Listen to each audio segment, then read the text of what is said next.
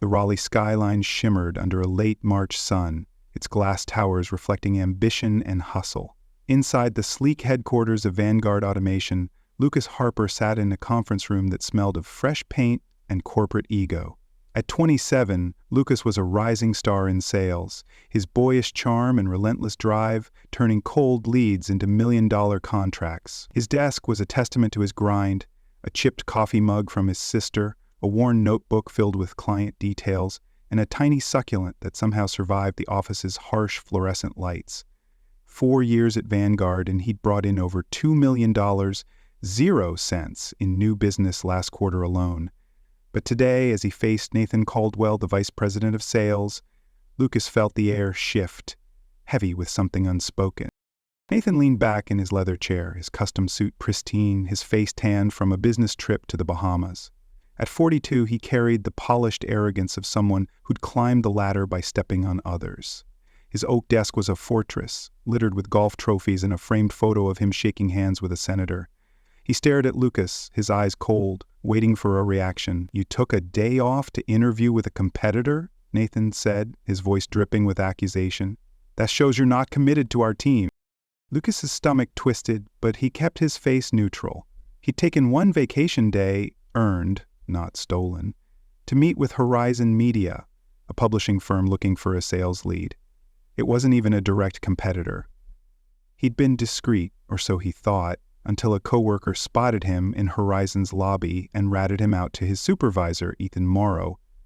"I've given this company everything," Lucas said, his voice steady. "I closed the Grayson manufacturing deal, $2 million. I flew to Atlanta on my own dime, worked weekends, missed my best friend's wedding, and you're firing me for one day?" Nathan's lips curled, not quite a smile. "You're good, Lucas, but you're replaceable. We need loyalty, not lone wolves chasing better offers." He slid a termination letter across the desk. "Effective immediately. Clear out your desk. HR will handle your exit." Lucas stared at the paper, his pulse pounding. 4 years of 60-hour weeks, of learning every nuance of industrial automation, of building relationships with clients who trusted him to solve their problems. He'd won Rookie of the Year, then Top Performer, only to watch Ethan take credit for his deals. The Grayson contract? Lucas had spent 6 months nurturing that client, but Ethan had presented it to the board as his own. The promised raise? "In process," Ethan had said, 3 times, while driving a company-issued BMW. And Nathan?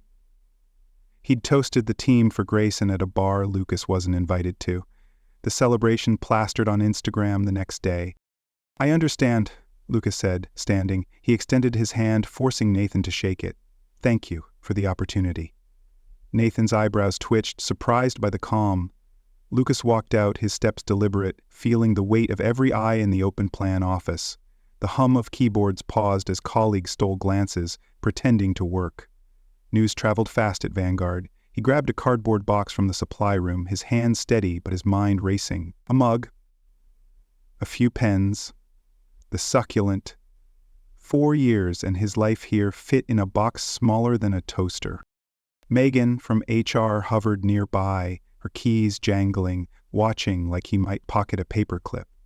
Lucas, who'd brought in millions, reduced to a potential thief.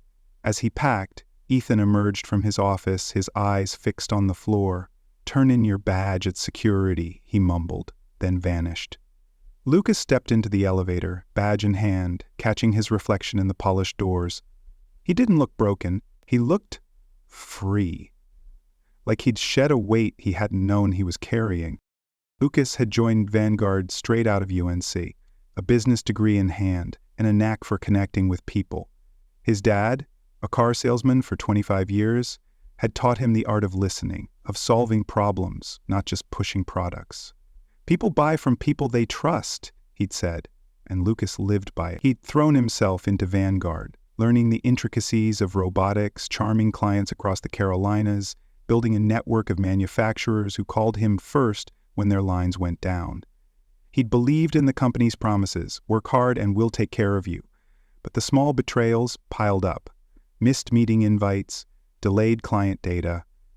Ethan's name on deals Lucas had closed, The Grayson deal was the breaking point. Lucas had poured his soul into it, only to be sidelined at the Victory Lap. In the parking lot, Lucas sat in his 2012 Civic, the same car his parents had co-signed for in college. The AC rattled, and he stared at the Vanguard building, its glass facade gleaming like a lie. 4 years of early mornings, late nights, and "you're part of the family" speeches, all ending in a 5-minute meeting. His phone buzzed, a text from Ethan. "Sorry it went down like this, just protocol." Lucas powered off his phone, his jaw tight. Protocol. That's what they called loyalty. He drove home to his one-bedroom apartment, the box on the passenger seat. Inside, he dropped it on the counter, cracked a beer, and sat on his couch, staring at the wall. For the first time in years, he did nothing. No emails, no proposals, no client calls. Just silence, and the slow realization that he was done carrying Vanguard's weight. His phone, now back on, lit up with missed calls from his parents and a text from his sister Emma. "Tyler called me looking for you." "WTF? Do you okay?" Lucas frowned. Ethan calling his sister was a new low, a line crossed. Then an email popped up from Rachel Wynn, a former Vanguard client now at Horizon Media. "Can you come in tomorrow, 10 a.m.? The team wants to meet you." Lucas typed back, "Yes." He called his parents next, bracing for their worry. His dad's voice was calm, unexpected. "They did you a favor, son. They showed you who they are. No more illusions." Lucas exhaled, the knot in his chest loosening. "I think you're right," he said. "This might be the best thing that ever happened to me." That night he slept deeply, unburdened. In the morning he pulled on his best suit, the one reserved for big client meetings Nathan always hijacked. He looked in the mirror, rested, sharp, ready. Horizon was waiting, and with it, a chance to reclaim what Vanguard had tried to take: his worth. As he stepped into his car, the Civic's engine humming, Lucas felt a spark he hadn't in years. Vanguard thought they'd broken him. They'd only set him free. The Raleigh dawn painted the sky in hues of pink and gold, but Lucas Harper barely noticed. He sat in his new office at Horizon Media, a modest space with a window overlooking the city's bustling streets. The air smelled of fresh coffee and possibility, a stark contrast to the sterile fluorescence of Vanguard automation. At 27, Lucas was starting over, his first week as Horizon's Regional Director of Business Development, a whirlwind of meetings and strategy sessions. His team of 3 sales associates looked to him with a mix of awe and expectation, drawn by his reputation for closing million-dollar deals. But tonight, as the office emptied and the skyline twinkled, Lucas's focus wasn't on Horizon's future. It was on the bomb that had just landed in his inbox. A cease and desist letter from Vanguard Automation. The words burned into his screen. "Lucas Harper is in violation of a non-compete agreement and must terminate his employment with Horizon Media immediately or face legal action." His heart sank, a familiar knot of anxiety tightening in his gut. He'd never signed a non-compete. He was certain of it. 4 years at Vanguard, and he'd pored over every contract, every performance review, knowing their tendency to bury traps in fine print. Yet here it was, document with his signature dated 3 years ago, restricting him from working for any competitor within 100 miles for a year after leaving Vanguard. Lucas leaned back, his chair creaking, and rubbed his eyes. The signature looked like his, same sharp L, same hurried scrawl, but he had no memory of this document. His mind raced back to his first big performance review, right after winning Rookie of the Year. Nathan Caldwell, the vice president of sales, had handed him a stack of papers. "Just routine updates," he'd said, pointing to the signature flags. "Sign, and we're done." Lucas had trusted him, too green to question the man who'd promised him a future. Now, that trust was a noose. He forwarded the letter to Horizon's legal team, his hands trembling. Rachel Wynn, his new boss, called within minutes. "Don't panic," she said, her voice calm but firm. "Send us your Vanguard paperwork. We'll sort this out." Lucas spent the night digging through old files in his apartment, the cardboard box from Vanguard still unpacked on his kitchen counter. His original offer letter, employment agreement, performance reviews, Nothing mentioned a non-compete, but Vanguard's lawyers had attached a scan of the alleged agreement, and the sight of his signature made his stomach churn. Had he been that naive? The next morning, Lucas met with Horizon's attorney, Sarah Patel, in a glass-walled conference room. She studied the document, her brow furrowed. "This is odd," she said. "The signature matches, but the metadata on their scan shows it was created last week, not 3 years ago. And Horizon's not a direct competitor. Publishing equipment versus industrial automation? It's a stretch." She looked up, her eyes sharp. "This feels personal, Lucas. They're not just trying to stop you, they're trying to bury you." Personal. The word hit like a punch. Lucas thought of Nathan's cold stare, Ethan Morrow's averted eyes, the way they'd sidelined him after the Grayson deal. He'd brought in $2 million, 0 cents, and they'd fired him for 1 day off. Now they were forging documents to kill his new start. "What's next?" he asked, his voice tight. "We fight," Sarah said, "but be ready. They'll play dirty. They might go after your reputation." That afternoon, Lucas got an email from a former Vanguard client, Grayson Manufacturing's CEO, Tom Ellis. "Just had a call from Nathan Caldwell. He implied you took client data when you left, asked if you'd contacted me. I told him you've always been straight up. What's going on?" Lucas's blood ran cold. He forwarded the email to Sarah, his anger flaring. They weren't just coming for his job. They were trying to torch the trust he'd spent years building. That evening, his phone rang. A blocked number. Against his better judgment, he answered. "Lucas, it's Claire from Vanguard's accounting team." Her voice was hushed, urgent. "I'm not supposed to call, but you were always good to me. You need to know. Nathan was in the server room the day after you left. He downloaded your client files, then deleted the originals and told IT you must have taken them. They're saying you stole data to cover fraud on the Grayson deal." Lucas gripped the phone, his knuckles white. "Fraud? That contract was clean. Tom Ellis can verify every number." "I know," Claire whispered. "But they're building a paper trail. Backdated emails, revised contracts. Nathan's scared, Lucas. You're not the first they've done this to, but you're the first who's fought back." She paused. "I can't testify. I need this job. Just be careful." She hung up, leaving Lucas staring at the Raleigh skyline, his reflection ghostly in the window. Fraud, forged signatures, stolen files. This wasn't just about a non-compete. Vanguard was hiding something bigger, something worth framing him to protect. He thought of the Grayson deal, the $2 million 0 cents contract that should have earned him a hefty commission. His final paycheck had been standard, no bonus, no commission, just vague excuses about overhead adjustments. He'd let it slide, too exhausted to fight. Now he wondered what else they'd hidden. The next day, Lucas met Sarah at Horizon's office, his mind racing.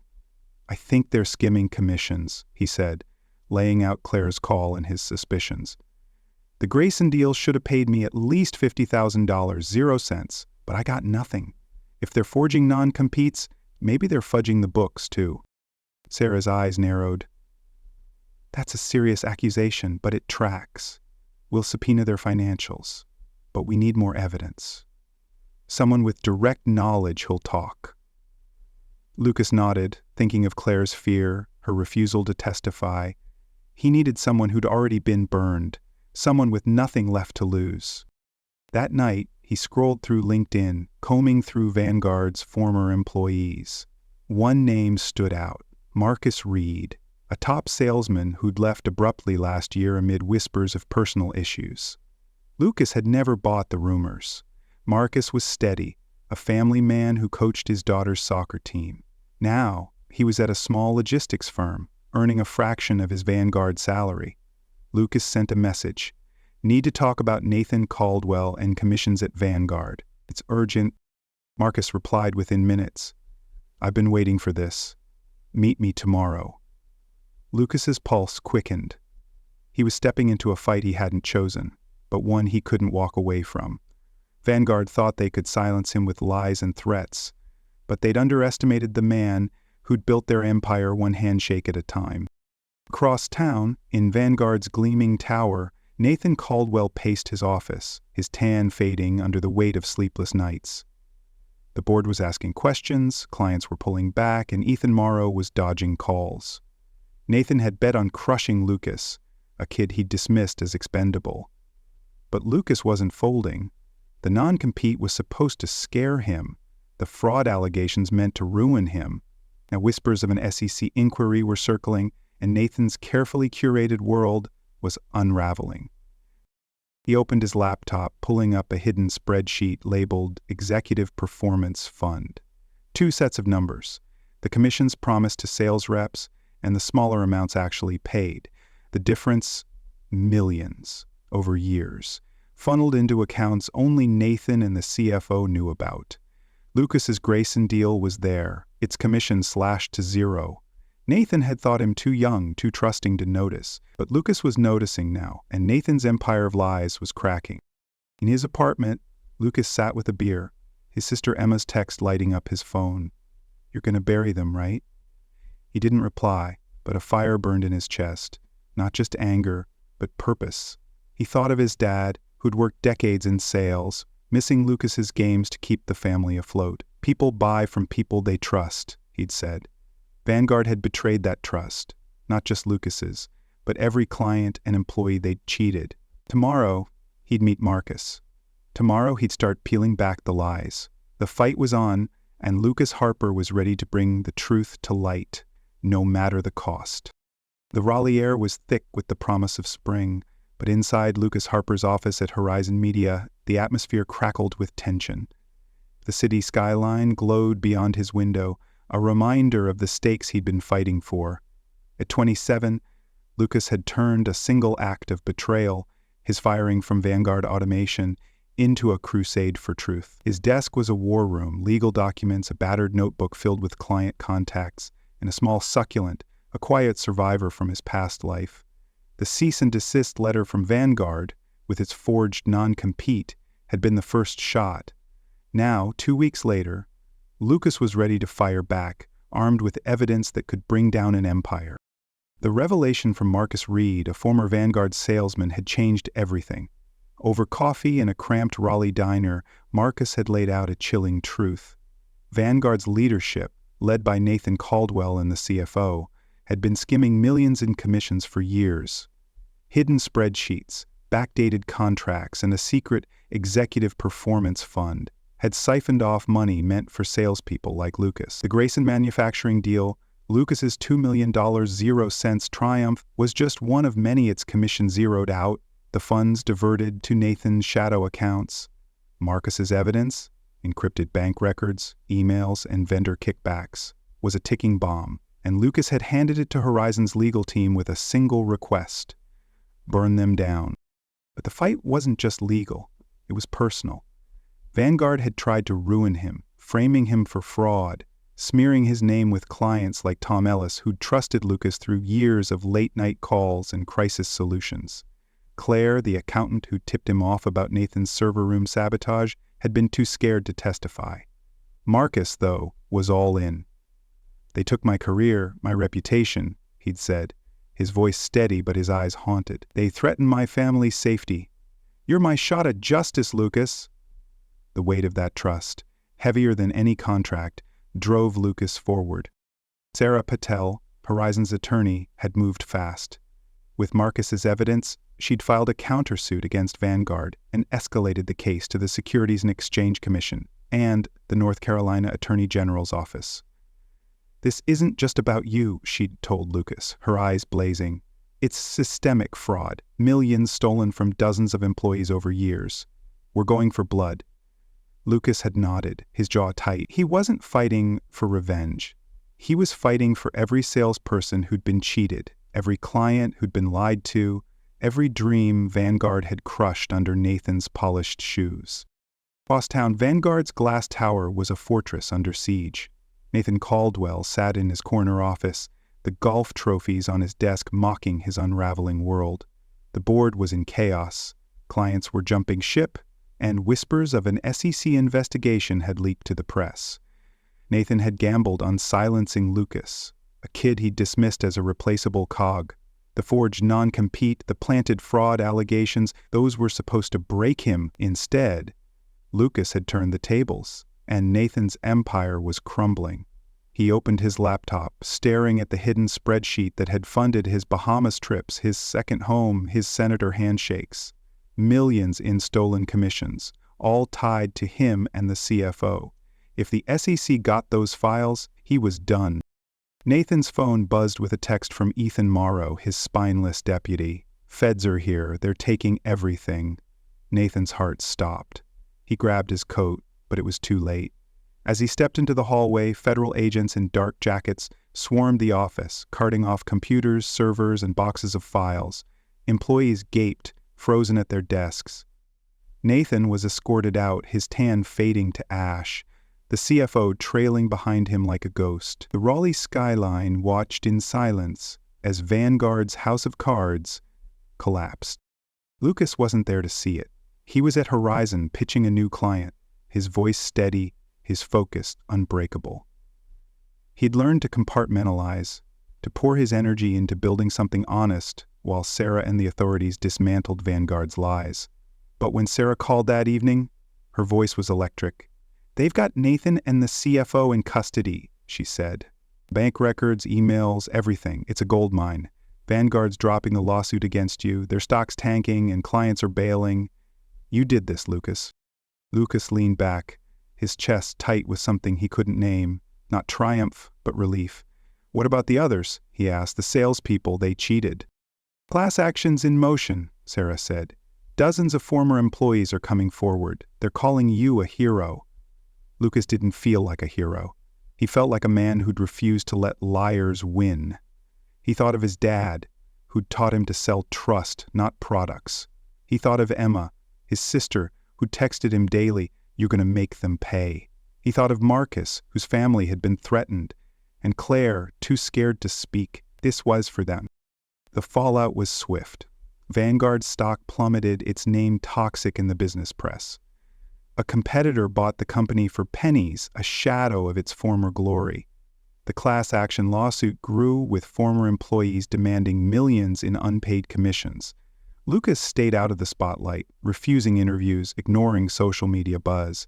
He had a job to do at Horizon, and he was doing it better than ever. In 3 months, he doubled the division's revenue, expanding into new markets with a commission structure so transparent it drew top talent from across the Southeast.